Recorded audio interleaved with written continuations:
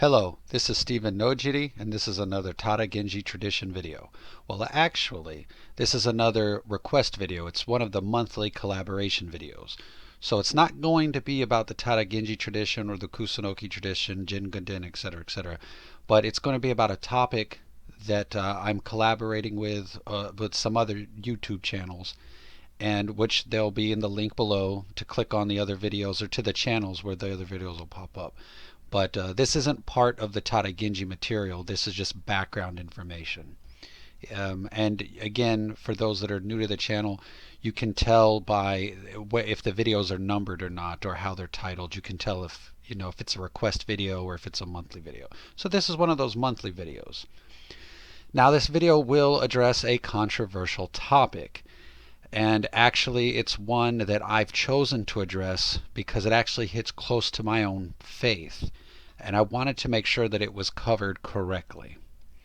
So the topic is on the controversy regarding Japanese Buddhist monks. And the controversial question is are they really monks?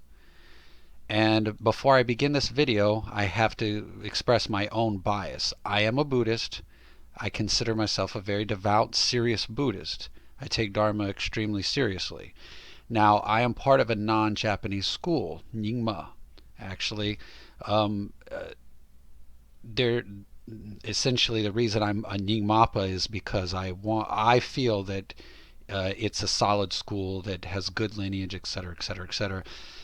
Ironically, it kind of ties into some of the issues that we're going to talk about in this video. But I need to give you my own bias, though. My own bias is serious Buddhist practitioner, specifically not part of a Japanese school. Even though, hey, we're the Nojiri, but we're actually Nyingmapas. All right, now let's move on. And before we move on, let's quickly look at this picture on the screen. Those are the other channels. There's links below to these channels. They are also participating in this monthly collaboration video.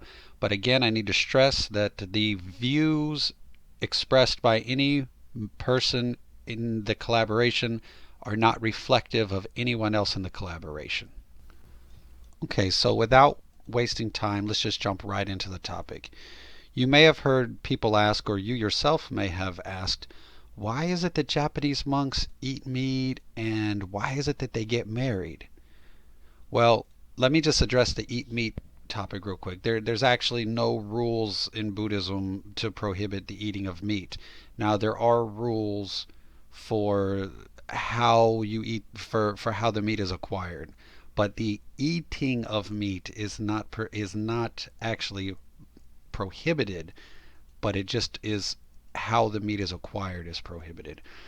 But let's focus more on the big one. Like, why is it that Japanese monks can get married? Well, it is a problem. And in fact, it's actually a big problem. And it's not just a matter of my opinion. It's an issue of the actual Vinaya. Now, if you're not familiar with the term Vinaya, that's the Buddhist rules and regulations regarding morality. And this issue is not just issues with the Vinaya, it's issues about the Vinaya in Japan itself. So basically, in Japan, very few monks, especially now in the present day, very few, if any, really, hold Vinaya vows. Now let that sink in for a minute. So to let that sink in some, let's just backtrack for a second. And in Buddhism,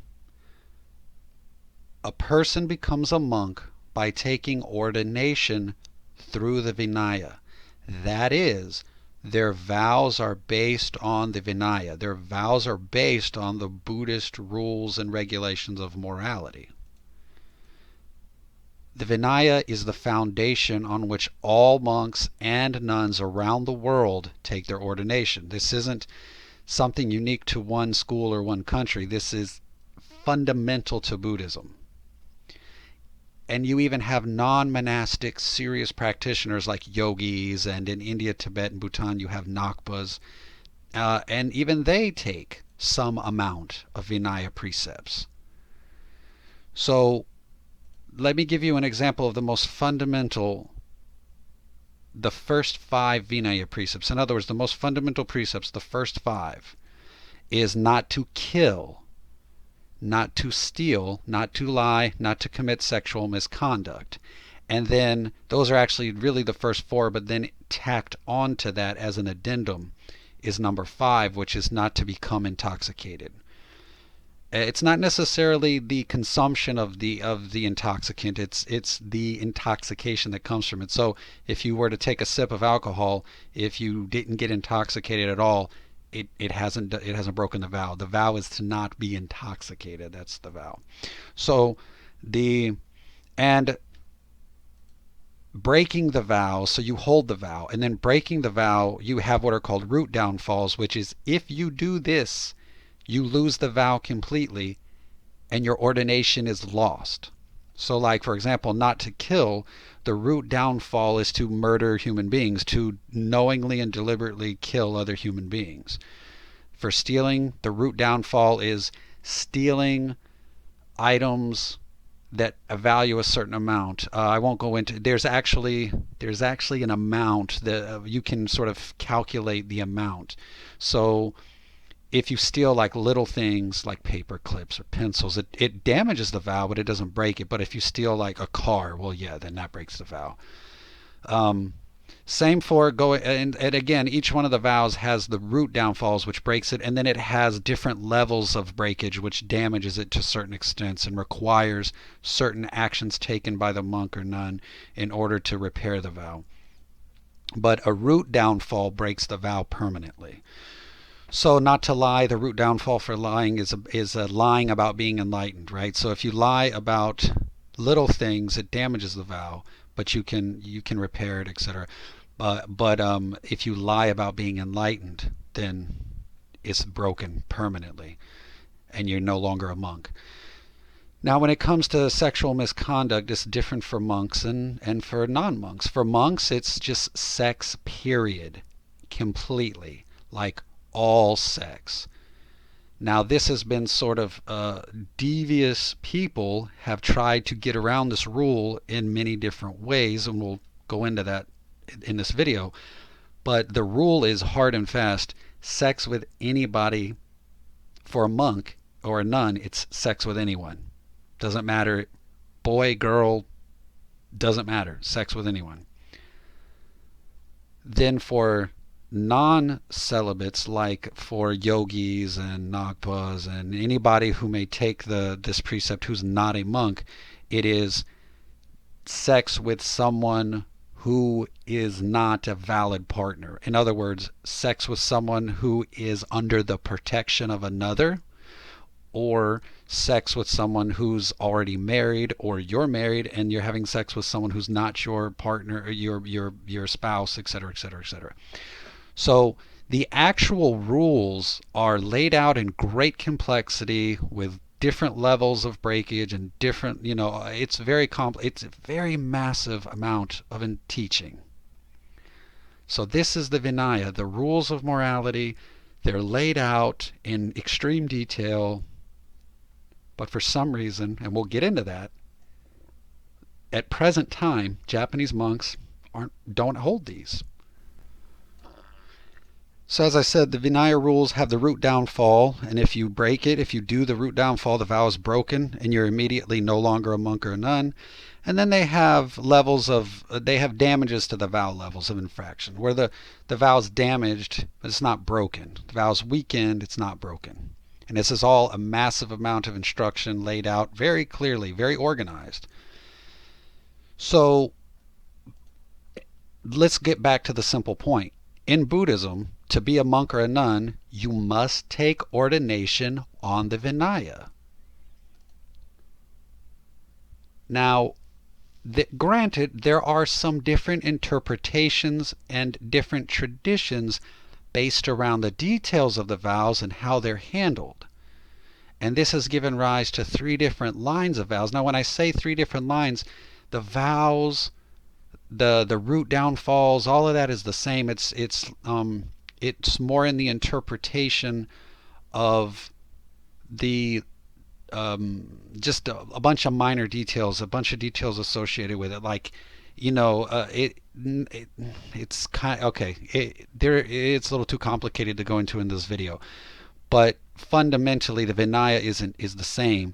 It's just more like a bunch of minor details associated with it. It produces different lineages or different three main schools. So basically, you have the Theravada, and they're the tradition of the yellow and orange robes, and you know them as the Theravadins, right? You have the Dharmagupta line of Vinaya, which is known for blue and black robes, and they're a lot of the Chinese schools, Chinese monks wearing black robes or blue robes. This also is like Chan and Zen is Dharmagupta, right? Blue robes, black robes.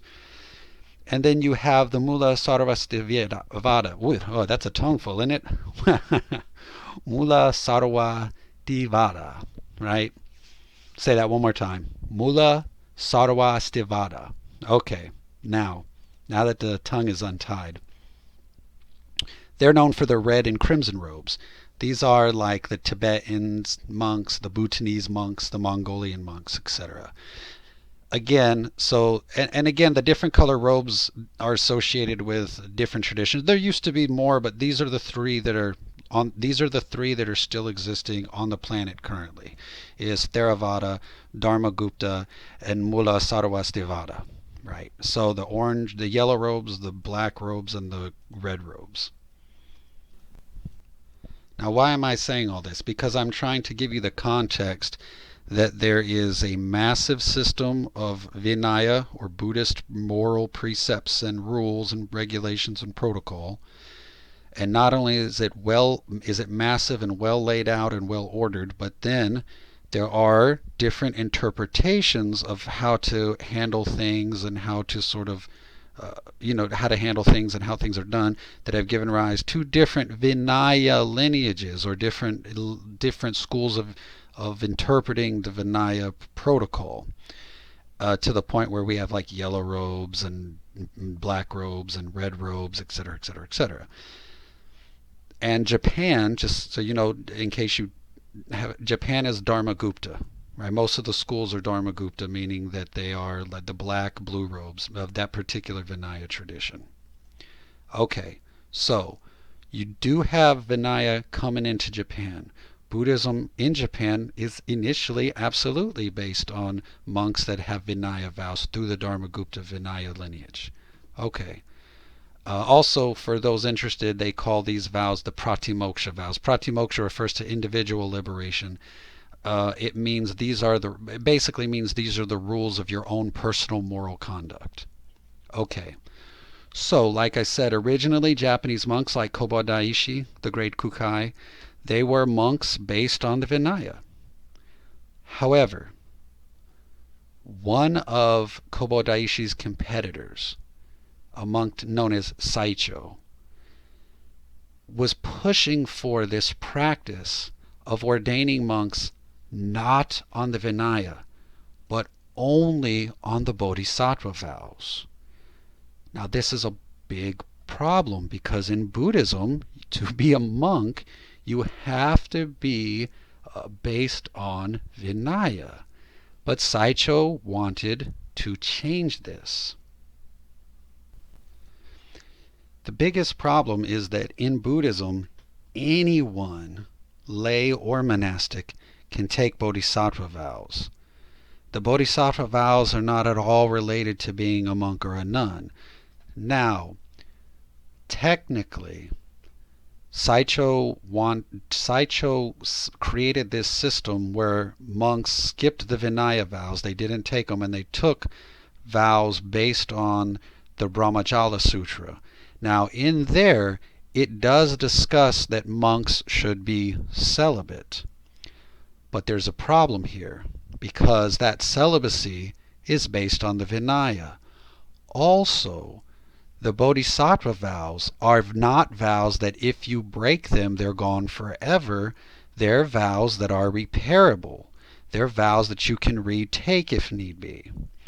So, even though there is still a line in there about how monks are supposed to be celibate, it's nowhere near as stringent and black or white definitive as the Vinaya is.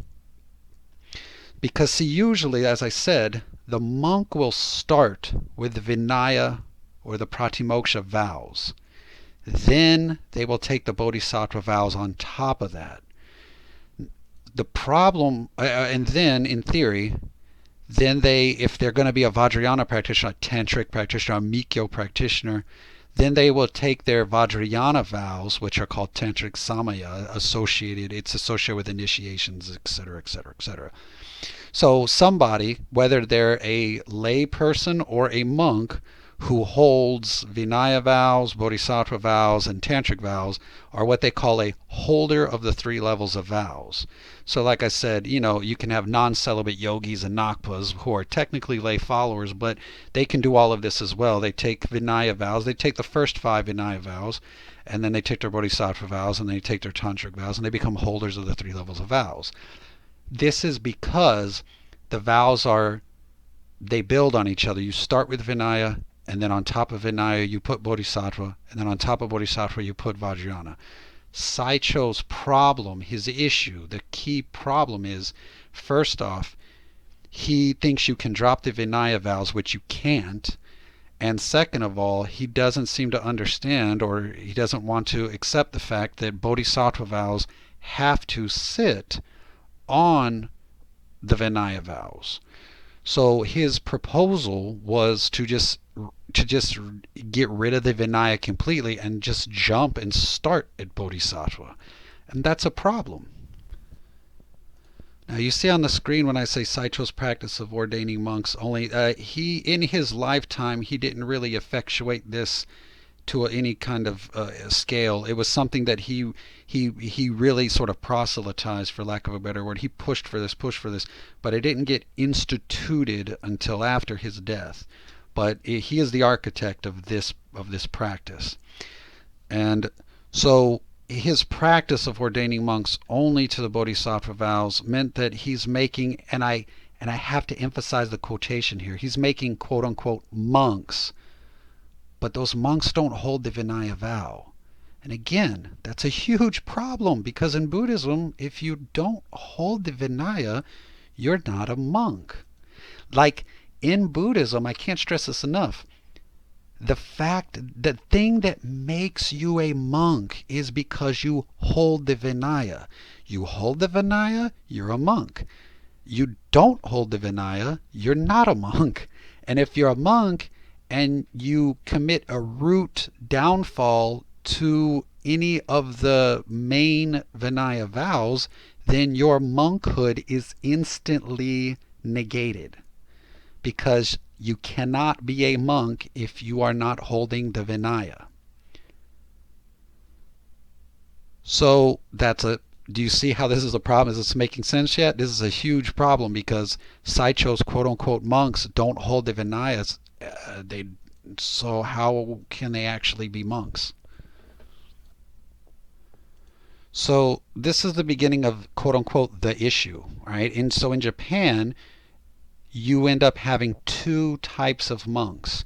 You have real Vinaya holding monks, and then you have monks, in quotation, quote unquote monks, only because the government decided to identify them as monks. So, but basically, they identify as monks and people agree to identify them as monks, but they're not actually monks. I don't know how else to put that. They take ordination based on Bodhisattva vows, but ordination in Buddhism is based on Vinaya, not Bodhisattva vows. You don't have the Vinaya, can't be a monk. But they self-identify as monks, and the government decides to agree with that identification, but it actually conflicts with the Dharma. Now, originally, there were far more Vinaya holding monks than the quote-unquote monks. But as some of the older schools like Shingon begin to become less and less powerful, and schools like Zen and like the Honganji temple complexes become more and more prominent, those schools favor the non-Vinaya monks, And as time went on, this ratio flipped. So originally there's more Vinaya monks, but then as you get into later Kamakura Buddhism, it starts to flip. And then there's more and more of these quote unquote monks than there are Vinaya holding monks. And this is where the issue really happens. Once this flip takes place and you have less and less monks that are based on the Pratimoksha vows, the Vinaya, a lot of issues arose. All right. Like, for example, all those warrior monks you hear of, they shouldn't really exist. A warrior monk shouldn't exist. You can have non-monastics that live in the temple and live like monks that do guard duty. That's fine. But you can't actually have monks that go to war and kill people. It violates the Dharma fundamentally. But because these guys are not holders of the Vinaya vows, well, then they're not breaking it, right? The Vinaya vow of no killing, well, they you know what I mean? They didn't take that vow, right? So they can be a monk, but yet they can kill. It's irrational, and it's a problem. The other issue, you also start to have issues where, because of the initial because of Saicho's initial, I'm going to say, mistake of switching to Bodhisattva instead of Vinaya, even though the Bodhisattva vows for monks are supposed to, like, for example, not allow, it's not supposed to, the monk's still supposed to be celibate, technically. But it almost begins a pattern of degradation, because then, yay much 100 years after the time, it's almost like it systematically or systemically begins to degrade. So then people are starting to interpret these bodhisattva vows even looser.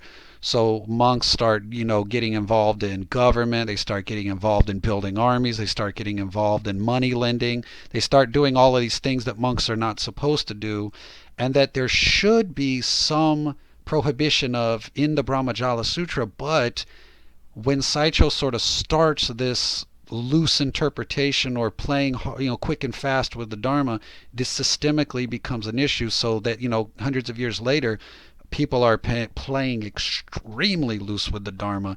So even the way that the rules are interpreted hundreds of years later is even looser than how Saicho himself probably would have interpreted them.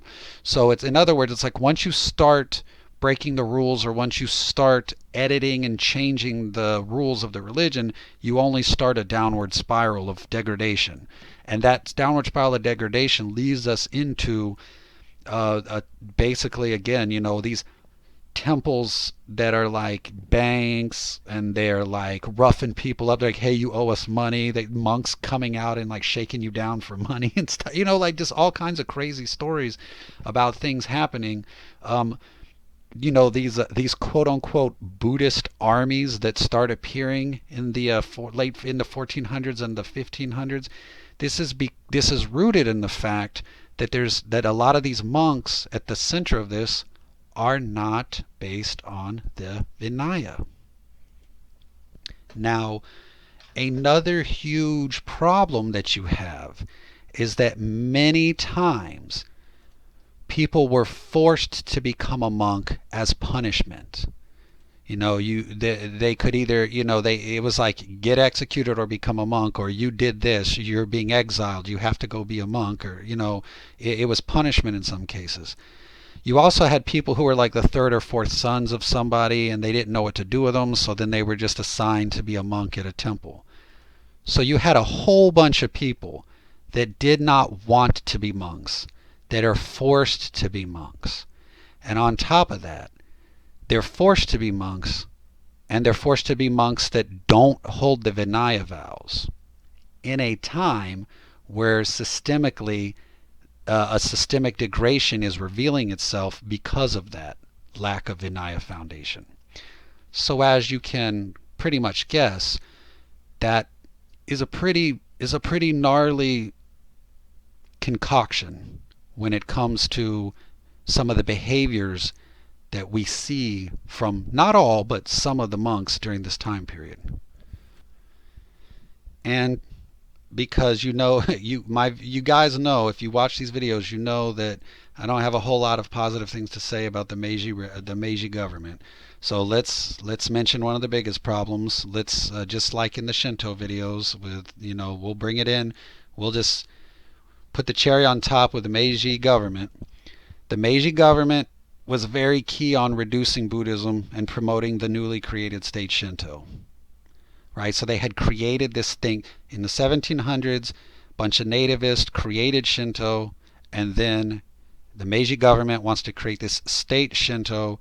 They want to just eject Buddhism as much as possible.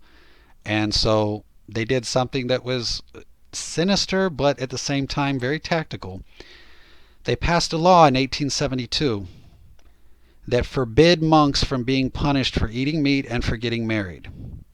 This meant that any Buddhist group that was trying to follow Vinaya or somehow enforce Vinaya rules and laws and procedures were basically handicapped. If a monk ate meat or was married, he wasn't allowed to be punished for it. He could not be legally punished for it, and others could get in trouble for trying to enforce some kind of punishment. This greatly disrupted Buddhism, and it took away a lot of the remaining powers, which wasn't a lot, but the remaining power of monks trying to prevent quote-unquote monks from taking over. Let's jump back in history just a little bit. Under old imperial legal systems such as the Taiho Code or the Yoro Code, well, basically the Taiho Code, and then a few years later they edited some to make the Yoro Code. There was a clear distinction as to who was a monk and who was not. Like, are you a monk? Are you celibate? You're a monk. Are you not celibate? You're not a monk. It was very clear. But and sporadically through the course of Japanese history, the government would occasionally come in and try to enforce some semblance of Vinaya-based protocol.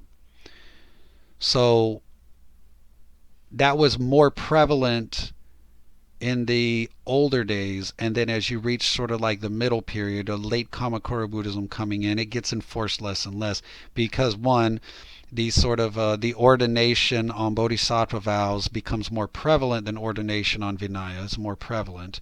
And then on top, but even though again even though technically still the monks should be celibate and should be not doing certain things, again, the systemic degradation has already entered into the equation, so they are starting to do things that even violates the bodhisattva vows. But again, bodhisattva, it's loose interpretations, and the bodhisattva vows are technically don't have root downfalls. They're retakeable vows. So people start to do things like they shouldn't be doing, and very rarely does the government actually come through and say, hey, you monks are misbehaving. Occasionally they do, but usually they're not doing that. So that systemic degradation then basically just gets under the Meiji's new law, it gets approval, right? So because even if theoretically your school required you to take Vinaya, or at least try to live up to Vinaya, or at least live up to a conservative interpretation of the Bodhisattva vows, it becomes irrelevant after this law because the individual monks can break it regardless and they face no issues, right? So the government, for example, is never going to come after them again for having taken these incredibly loose interpretations of the Bodhisattva vows, right? So as you can imagine, when this took place, Buddhism in Japan just takes a massive hit, and many of the dissenters, so monks who actually are trying to abide by the Vinaya, and monks who are trying to be celibate, and they're not trying to sort of have these loose interpretations. They basically, at this time period, there was a gathering and there was a lot of dissenters, and they basically said this is the end of Dharma in Japan. Japanese Dharma is at its end, because if the government is going to protect and promote monks marrying and like lending money and all of this kind of, like all these things of this type of incredibly hedonistic, overly, ridiculously loose interpretation of the bodhisattva vows is going to be allowed and sort of protected by the state, then Dharma is over. Like, that's the end. Okay, so now let's start to close the video up some. We're going to swing back through. We're going to with summaries and some closing ideas. So, point one, a lot of the quote unquote monks of Japan, they're not taking Vinaya vows. Two, a lot of people forced to be monks who don't want to be monks. So these are the things that are leading sort of to the degradation of Buddhism in Japan, and to the weird situations we have now where you have all these monks that are married and do things that they shouldn't be doing, right? Because one, they're not taking Vinaya vows. Two, there's just this history of people becoming monks and they don't really want to be monks. It's like, but they have to for some reason. And then eventually, like I said, three, with the Meiji gutting Buddhism in Japan by sort of like saying that monks can marry and they can't be punished, like they will not be, no one can enforce there's no laws to enforce. It just creates a perfect atmosphere for this very very unique set of circumstances that we now find in Japan. Now, this, of course, let me be very clear about this. Not all monks in Japan's history were like this. It's actually quite the opposite. Because, for example, as we study the rise of these quote-unquote monks, we cannot but also study the decline of real monks in Japan. Right? So if you have the rise of these problematic monks, you obviously then have the decline of the real authentic Buddhist monks, right? So that proves that Japan has had real and authentic monks in the course of its history. In fact, I would argue that the Kenmitsu Buddhist monks, so that means Buddhist monks during what is called the Kenmitsu phase of Buddhism in Japan, I would argue that they are not only that I would argue that they're not only monks, obviously, but they are not only a representation of Japan's true unique religious institution, because let me be very clear, I don't believe that Shinto is the unique Japanese religious institution. You've seen, many of you have probably seen the videos that I've put out. Shinto, I am completely of the opinion that Shinto was created in the 1700s and was finalized in the late 1800s. Prior to that, it was Buddhism that had a collection of amorphous Taoist-based indigenous traditions, but that there wasn't any religion there. So if you haven't watched that video, you should watch my Shinto video. I theorize that Kenmitsu Buddhism is actually the unique religious institution of Japan, not Shinto. So that time period, the Kenmitsu Buddhism, not only represents the unique religious institution of Japan, but it also shows a time period where the monks in Japan were actual authentic Buddhist monks. So then consequently, we can argue that it was the rise of the late Kamakura Buddhist schools like Zen, Pure Land, Nichiren, and their participation in the higher rate, or a higher rate of participation in Saicho's non-Vinaya ordination, that led to the issue of there being so many non-Vinaya monks. In other words, the Kenmitsu period, we see more authentic monks, and then as you get into the later Kamakura Buddhist schools sort of taking over, that's when you see the definitive ratio flip. Now there's more non-Vinaya monks than there are Vinaya monks. So, and this rise of these non-Vinaya monks also leads to the rise, like I said earlier, of peasant mobs attacking samurai armies on the orders of temples and monks, uprisings of temples, and monks taking up arms because it just becomes more and more common because they're not holders of the Vinaya. And arguably, the weakening of Buddhism by this trend led Japan away from its Kenmitsu Buddhist period. In other words, Japan was in a period, the Kenmitsu Buddhist period, the period of its actual unique religious institution. And it had a higher ratio of authentic Buddhist monks. As the non-Vinaya monk ratio increased, hand in hand with the rise of different schools, non-Kenmitsu schools like Pure Land, Nichiren, etc., etc., etc., it flipped the ratio and it changed the direction the country was heading, for lack of a better word. And that new direction seems to have led us right into the creation of state Shinto, right?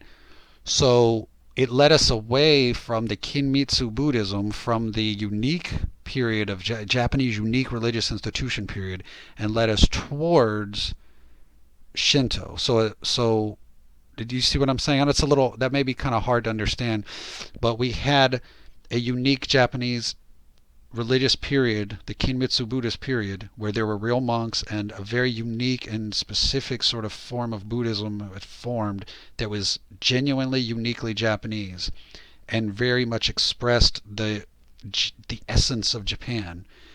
And then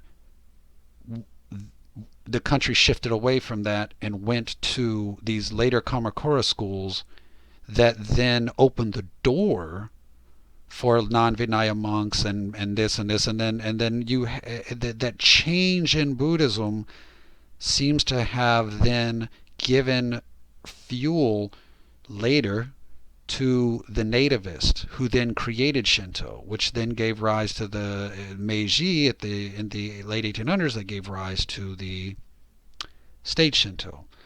So in summary, what I'm saying is the flipping of the ratio from genuine Buddhist monks to non-Vinaya monks ultimately led to the decline of Buddhism and the rise of state Shinto. Alright, so now the video's over and we'll just close on this panel.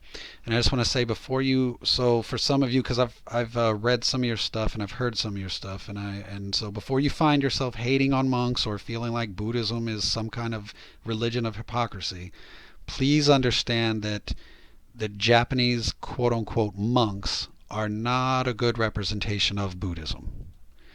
They identify themselves as monks, and people agree to identify them as monks, but again, if they don't hold unbroken Vinaya vows, they cannot be actual Buddhist monks. Not all monks in Japan's history were like this. It was a trend that started small and it just kept growing over time.